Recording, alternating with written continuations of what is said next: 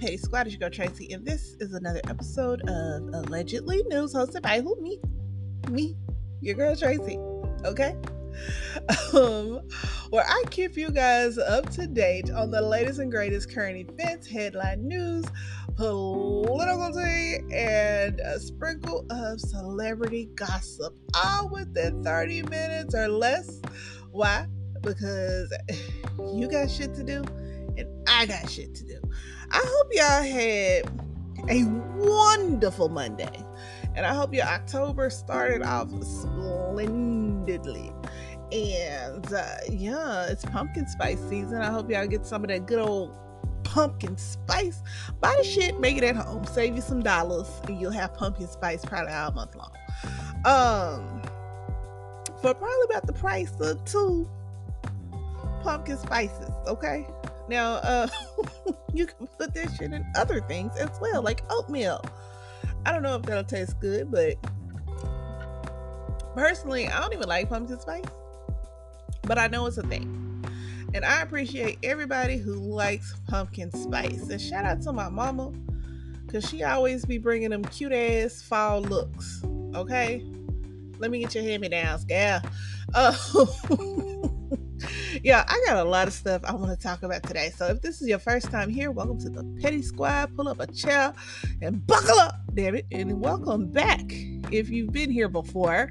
Thank you so much for coming back. And y'all, I checked the, what is it called? The analytics. And apparently you guys like me because you come and you listen to one episode and then you go back and you listen to a couple more. And I appreciate y'all for that. Thank you. Gracias. Okay.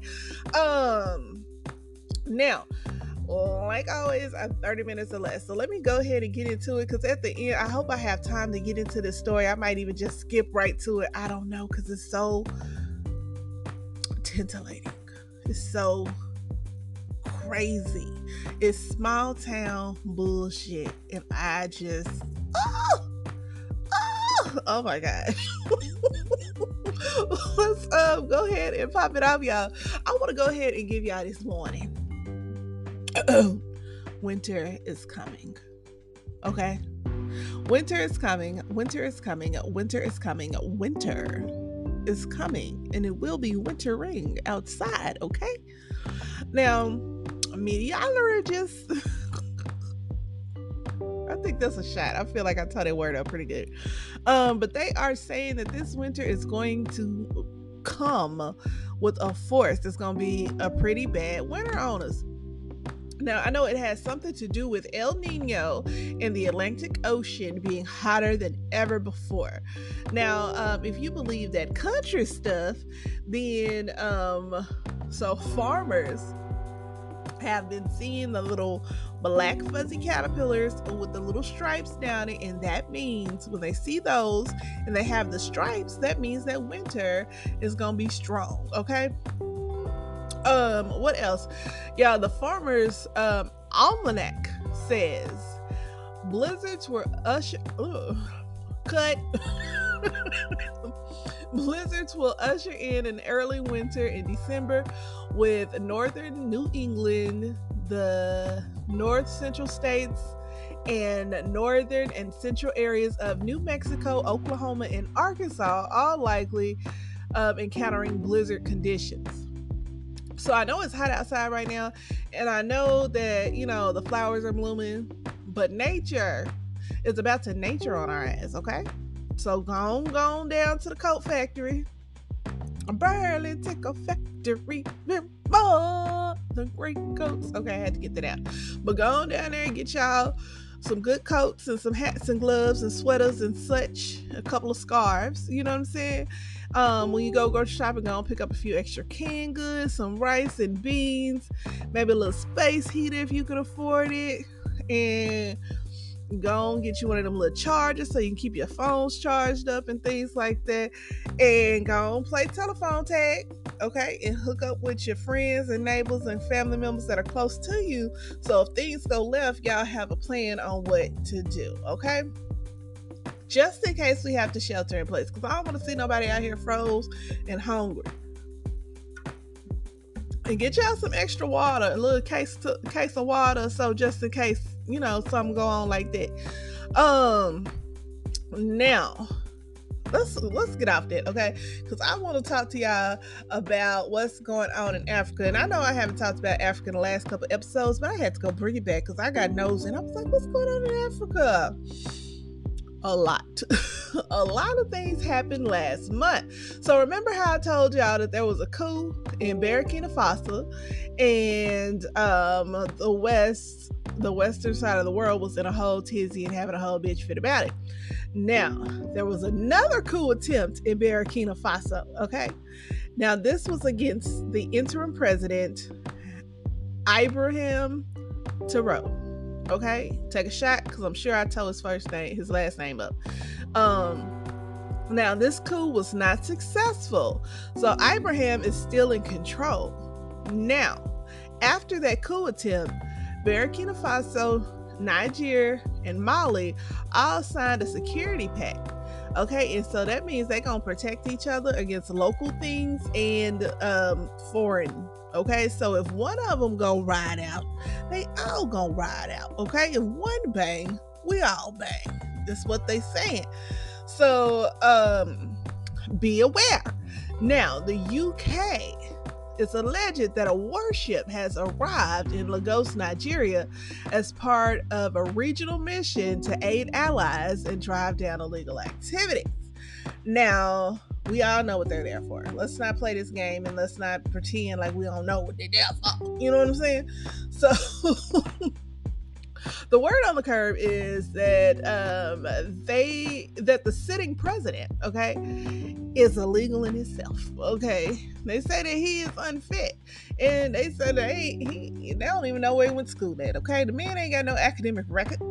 They said that he got a drug case open. Excuse me, he got a drug case open in the United States, and they also say that he didn't actually win the election. He stole the election.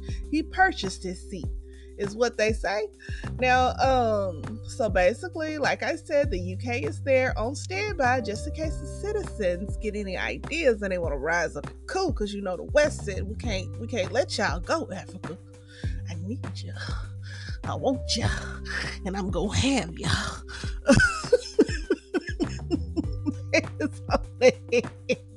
Ass, okay. But yeah, so I guess good luck with that.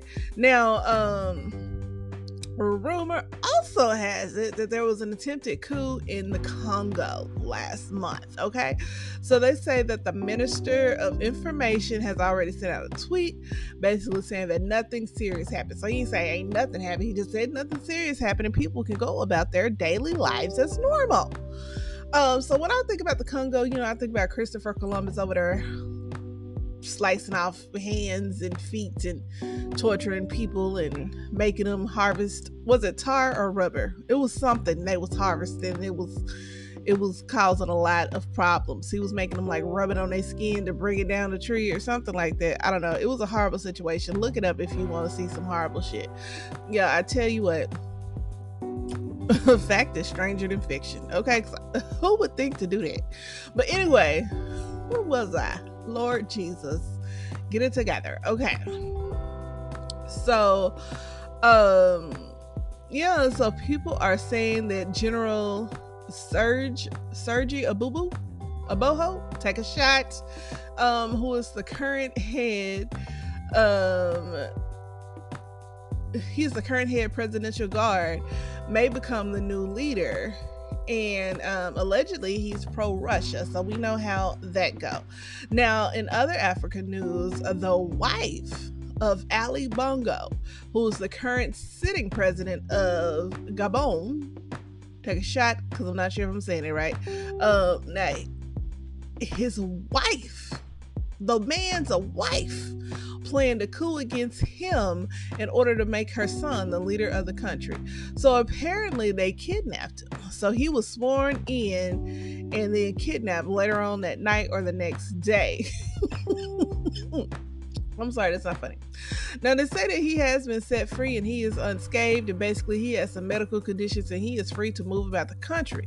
Now, according to France 24, They say that the citizens feel like it really wasn't a coup. They want to call it more of a liberation. But General Algie Gunna, Ganana, take a shot, okay? He was sworn in as the interim president. Now, authorities were tipped off when the wife made a large withdrawal from the African Central Bank. Now, authorities raided their home and found a substantial amount of cash. Y'all, it was briefcases full of cash. Not briefcases, suitcases, Lord Jesus. Like, you know, the little carry-ons? With the wheels, they was full of cash. And some of the big suitcases, they was full of cash. I mean bundles, freshly printed bundles. Yep. But his wife is French, and she does have a certain kind of crazy look in her eyes, y'all. Becky with the good hair that lost her mind, and she was not playing. She was out for blood. Her name is Sylvia, and she has been charged with money laundering, concealment, and forgery. Her eldest son has also been charged. He was charged with corruption and embezzling public funds. And several other former members of the cabinet and 2 ex-ministers have also been charged. So, we're going to get back to America in just a second, okay? One more foreign story, because this just blew my mind blown.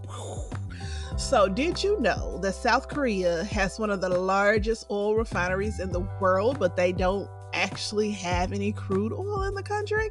So basically, they import or buy the crude oil from Nigeria. Then they refine it there and sell it back to Nigeria at a higher price. And it was like this lady giving a tour, and she was like, "Don't judge us. We need to make money somehow." Ha ha ha.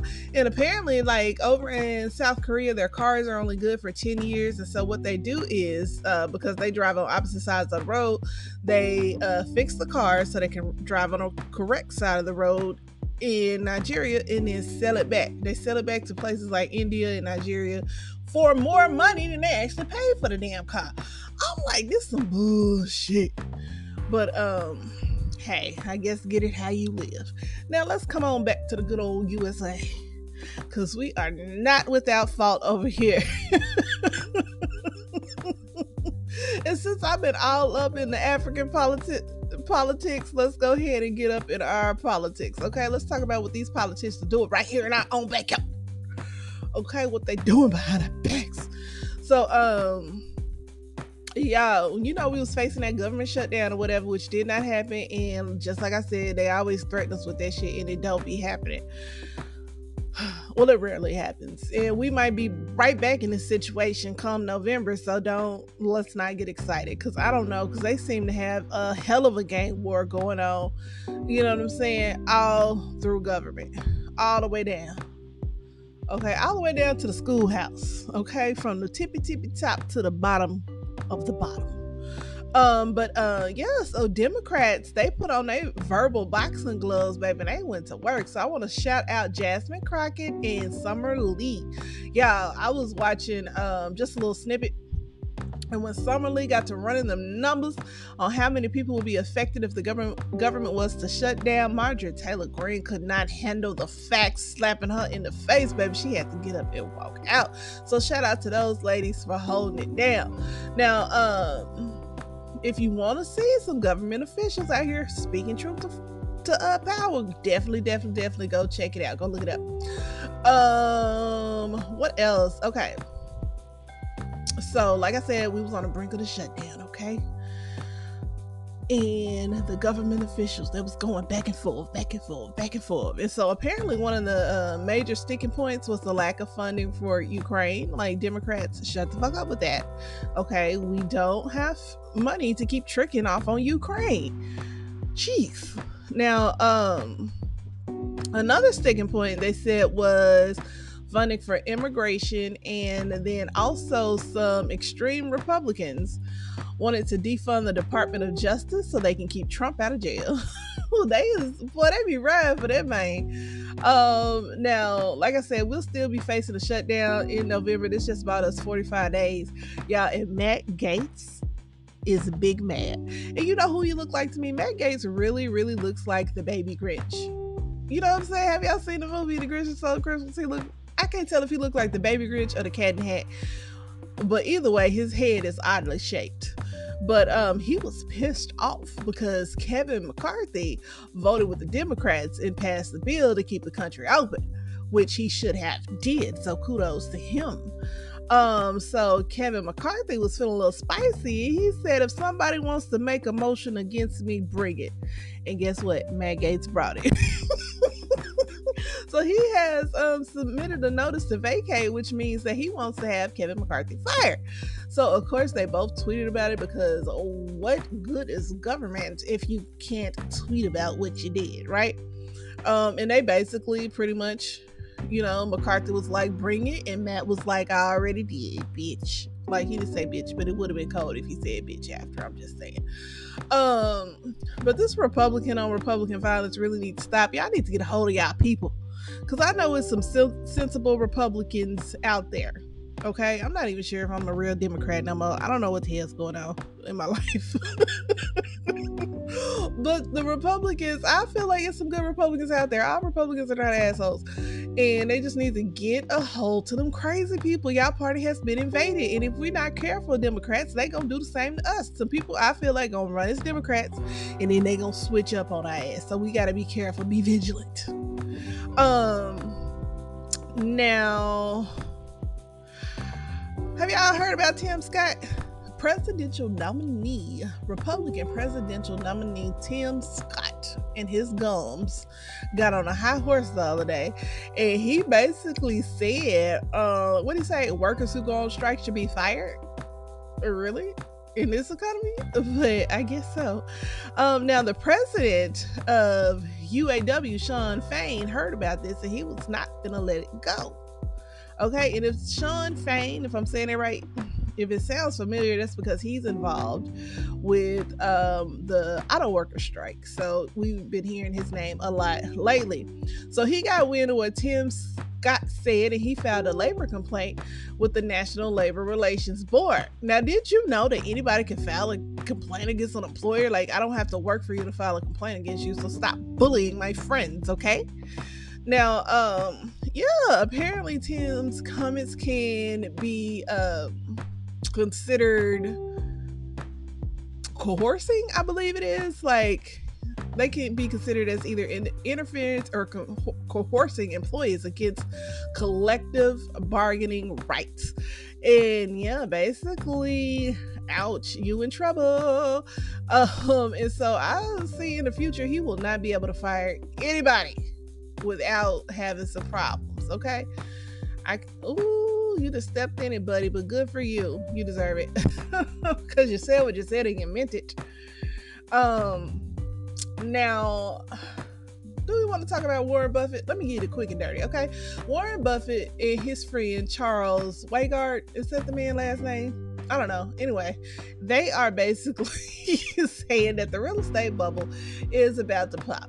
Now, if you don't quite understand the real estate bubble, let me try to explain it, okay? So imagine like a little kid chewing some bubble gum, right? And then they blow in a bubble. So the bubble gets bigger and bigger.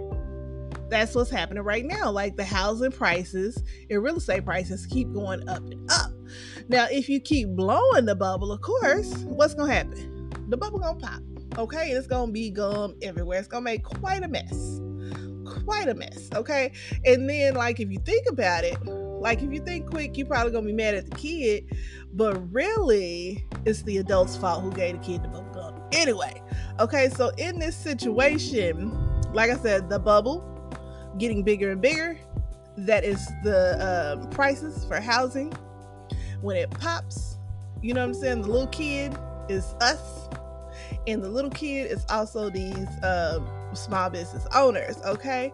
But really, the bad guy in this situation is the banker. The bankers are the adults. They're supposed to know better. And these greedy corporations making these horrible real estate investment deals, they should know better, and they do know better. They don't care. That's the thing, okay? So Warren Buffett, Jesus, take a shot. Keep calling the man Buffett.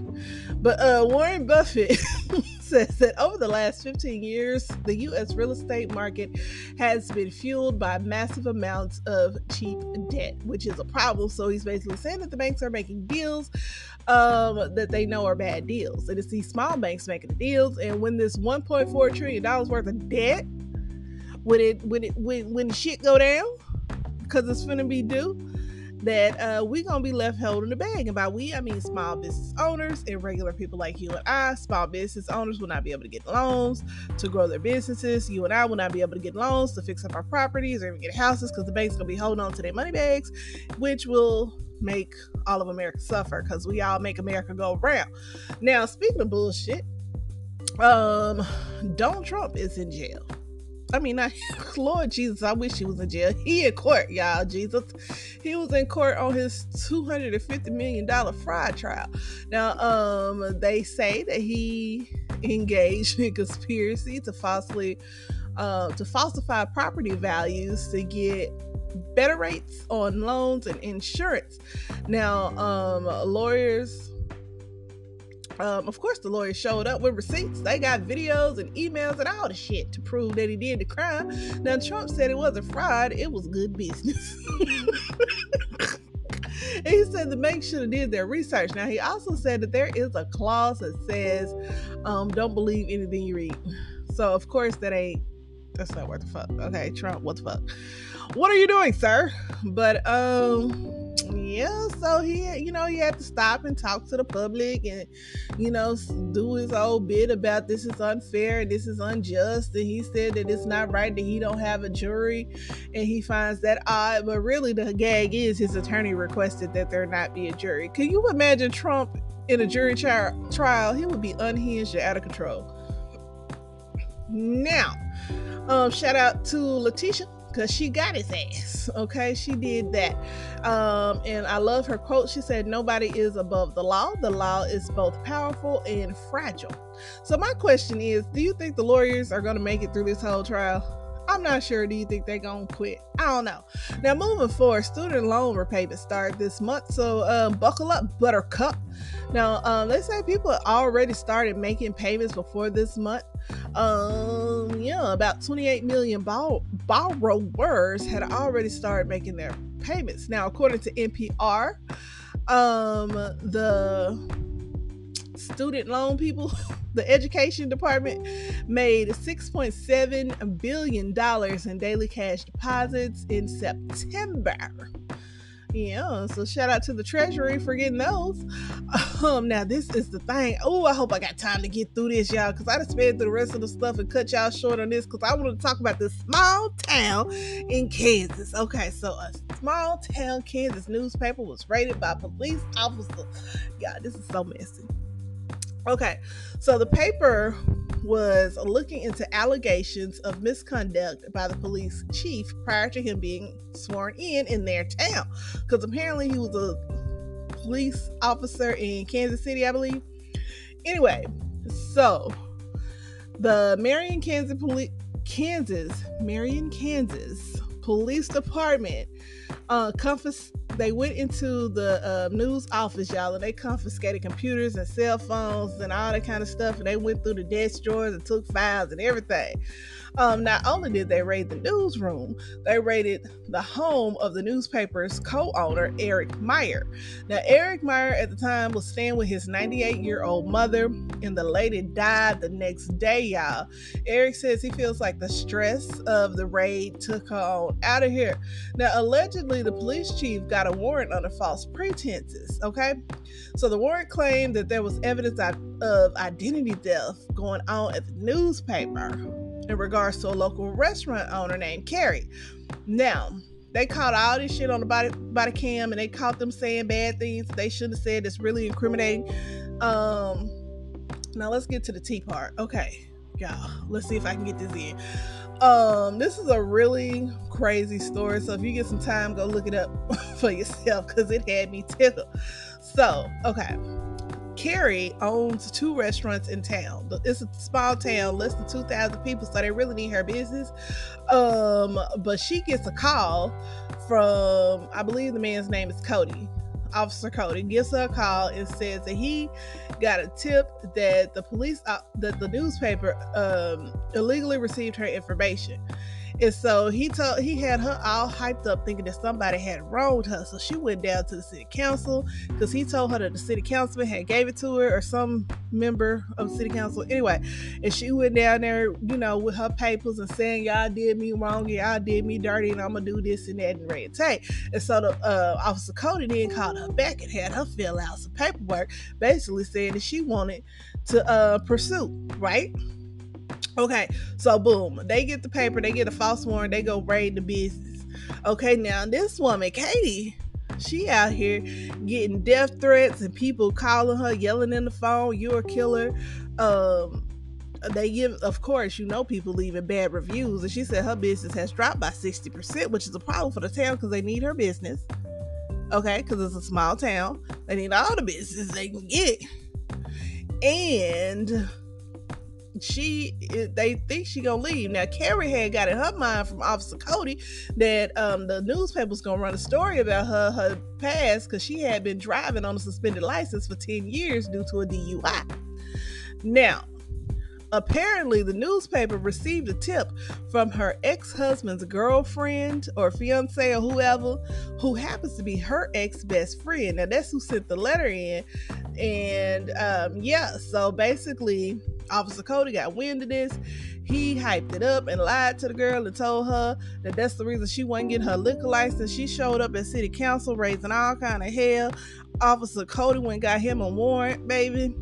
And he went and searched the newspaper's office, all to cover up his sexual assault allegations. And that's it. That's it, y'all. I was very thoroughly entertained, y'all. They had the woman doing an interview in a rocking chair on a porch. It's just such a small town. Oh, Lord Jesus. I know it's so much more tea up in here. I know it's some going down around the town, but the town is now making national headlines due to this. Now, let me see if it was something else I took out of her that I can go back and add in. Well, I got 3 minutes. I guess I'll let y'all go. You know what I'm saying? So that's all I got for y'all today. I hate that I didn't have time to get into the other stuff because there was some other shenanigans that I wanted to get into. So maybe I might have to, I don't know. I ain't gonna make no promises, okay? Because I did kind of want to talk about Tupac. And then I wanted to talk about Sarah Huckabee in Arkansas out here stealing money. And what else, y'all? And then they found out how to make embryos with no sperm or egg. Is that even an embryo? The scientists are wilding out, y'all. Life is happening all around us. Be alert. I almost called y'all bitches. I'm sorry. Be alert, people. Anyway, like I said before, if this is your first time here, thank you so much. I hope you stayed to the end and I hope you enjoyed the show. And if you have been here before, thank you so much for coming back and rocking with me, y'all. I feel so blessed. But as always, life is hard enough as it is, so don't go making it harder by being an asshole. Be nice to somebody. Bye.